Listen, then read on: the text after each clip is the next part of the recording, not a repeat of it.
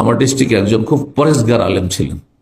কেমন পরেশগার ছিলেন যে উনি যখন ইস্তেসকার দোয়া করতেন, আমি যখন আমার বয়স 8-10 বছর তখন নাকি উনি ইস্তেসকা পড়িয়েছেন, একটু আমার মনে হচ্ছে।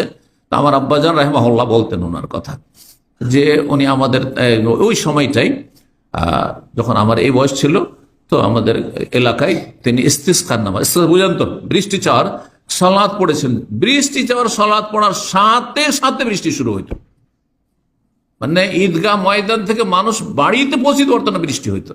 আর এখন 2বার 3বার 4বার ইস্তিসকা হয়ে যাচ্ছে, বৃষ্টি হচ্ছে না, বৃষ্টি হচ্ছে না।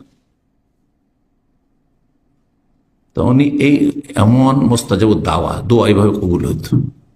তার একটি ঘটনা, গরু বিক্রি করতে এসছেন,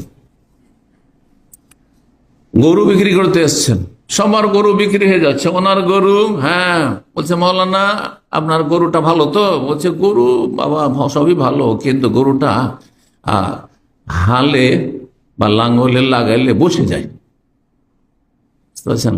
বুঝেন তো, হালের গরু বুঝেন তো, বা লাঙ্গলের গরু কি বলেন আপনারা? দুটোই বলেন না?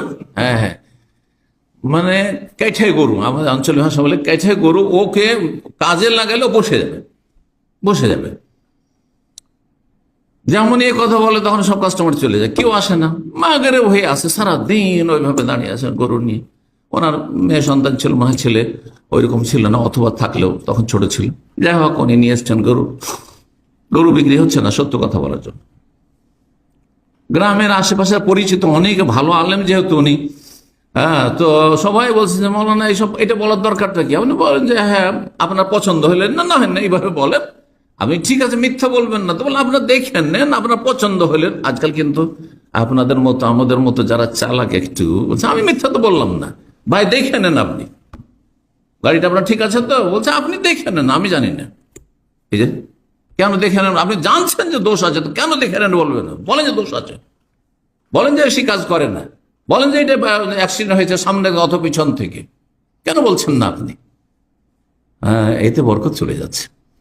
তো সুবহানাল্লাহ, সন্ধ্যা হয়ে আসে, সবাই পরামর্শ দিচ্ছেন মৌলানা আপনি ই করিয়েন না, এটা বলিয়েন না। বলছেন না বাবা আমি বলে দেবো, এটা হচ্ছে তো আমি বলবো না, কেন বলবো? কিনবে কিনবে, না হলে ঘুরিয়ে নিয়ে যাবো। সন্ধ্যাবেলা একজন ভালো মানুষ এসেছে, গরুর ব্যবসায়ী, এসে বলছে কি মৌলানা সূর্য তো ডুবতে যাচ্ছে, আপনার গরু বিক্রি হলো না? বলছে বাবা গরু কেউ নিচ্ছে না।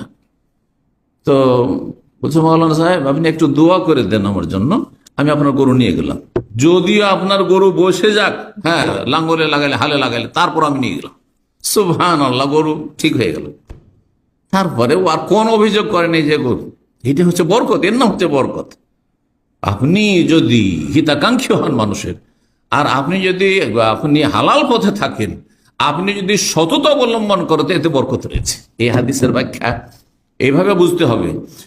রাসূলুল্লাহ সাল্লাল্লাহু আলাইহি ওয়াসাল্লাম বলছেন যে সত্য কথা যদি বলে আর দোষ ত্রুটি খুলে বলে দেয়, বুরিকা লাহু ফি বাইইহিমা, তাহলে দুইজনেরই কিনা বেচাতে বরকত হবে। ওয়াইন কাতামা, দোষ ত্রুটি যদি গোপন করে, ওয়া কাযাবা, মিথ্যা কথা বলে। অনেক সময় ক্রেতা মিথ্যা কথা বলে, অনেক সময় বিক্রেতা মিথ্যা কথা বলে, আবার দালাল ফিট করা থাকে গরুর বাজারে। জি, গাড়ির বাজারও দালাল ফিট করা থাকে। আরে আপনি কি বলেন, এই গাড়ির কি এত দাম হয়?